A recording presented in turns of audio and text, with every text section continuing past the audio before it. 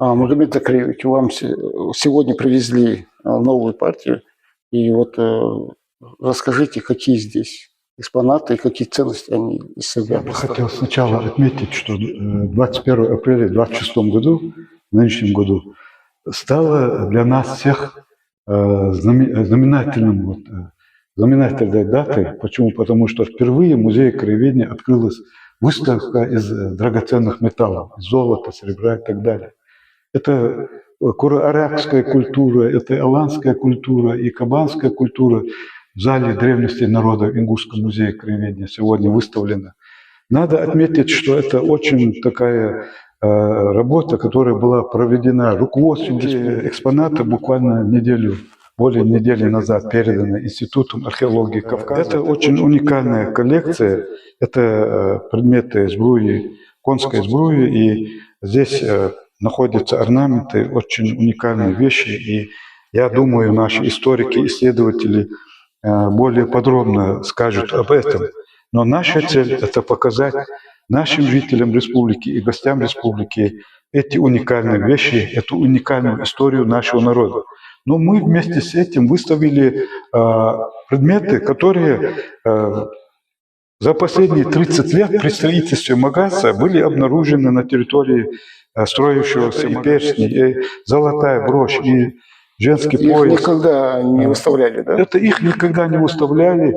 Почему я говорю, 21 апреля – это знаменательная дата? Почему? Потому что они выставлены впервые. Выставили знаменитую коллекцию золотую нашего музея краеведения, где вот представлена наконец-то брошь, перстни, которые найдены с ним, женский пояс, украшения, серег многочисленных. Это только частица наших фондов из золота и серебра, драгметаллов. Их никогда не выставляли, Их никогда не выставляли, их впервые выставили. И мы хотим век нашей эры. И, это найдено в Магасе, да, в самом городе. Да, в самом Магасе есть предметы, найденные и в Яндырке, и Гамузийском вот я имею в виду, захоронении. Вот эти, я говорю, это Магас. Да, Магасский. Вот это. Вот посмотрите, женские. Магас. Это все золото, да? Да, это все золото. Это золотые украшения.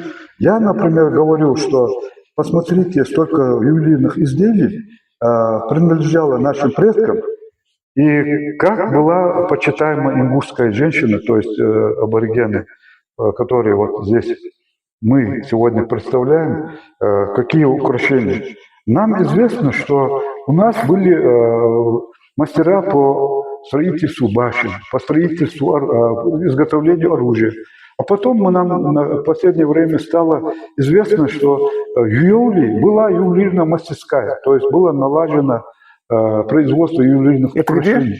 Ювли, да? Да, в горной части. В горной части Ингушетии. Вот ведь это Ингушетия горная, это же не просто, так скажем, как мы все говорим, это башенные комплексы, это охранные башни. Нет, это были города целые. Это целые города наших предков, где была налажена и ремесла, и ювелирное искусство, и все остальное. Почему? Потому что тогда в горах, если вы видели 50-летней, 100-летней давности фотографии, то там представлены целые города. А сегодня только стоят величественные башни, одинокие, и все. А все остальное с лица площадей не смогли выставить всю коллекцию драгметаллов в нашем музее. Ну, наконец-то сегодня председатель правительства объявил, что начато строительство нового здания нашего музея. И при открытии этого музея, если нам Бог даст, будет выставлена вся коллекция в огромном зале нашего музея. Ну, кто доживет до этого, многие известные музеи мира мечтали бы иметь вот такие коллекции. Это предметы всемирного значения, не только российского, даже предметы культур археологических, которые, можно сказать, интересны во всем мире. Почему? Потому что мы, ингуши, жители Центрального Кавказа, а это одно говорит, что мы аборигены Кавказа. И вот эта культура,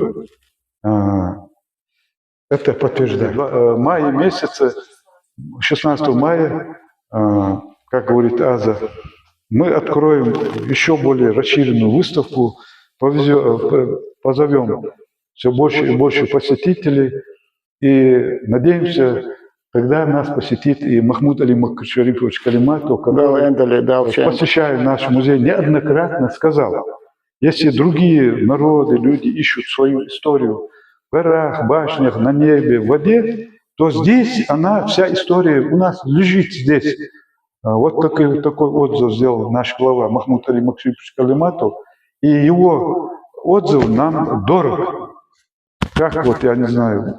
Ну, у нас будет, да, Эндели, свой музей, Да. такой большой, куда уместятся все вот эти, то, что мы сейчас, и найденные предметы еще, которые будут искать. Вот сейчас в горах проходит очень много работ. Реставрационно. Вот во время дореволюционных проходят археологические, и поэтому еще мы будем в музей найденные этих артефакты, поэтому Ингушетия богата именно не только архитектурой, и вот как вы сказали, и то, что ювелирные изделия, и другие изделия из цветных металлов, которые... Уже вот в предыдущие 3 года, да, мы можем с гордостью сказать, что музей наш пополнился буквально в последние 3 года более чем 5000 единиц хранения вот таких экспонатов. Я могу назвать и тунгоевские монеты, тангиевские монеты переданные. Буквально с Ляла целая коллекция, более чем 200 единиц хранения передали мы сами.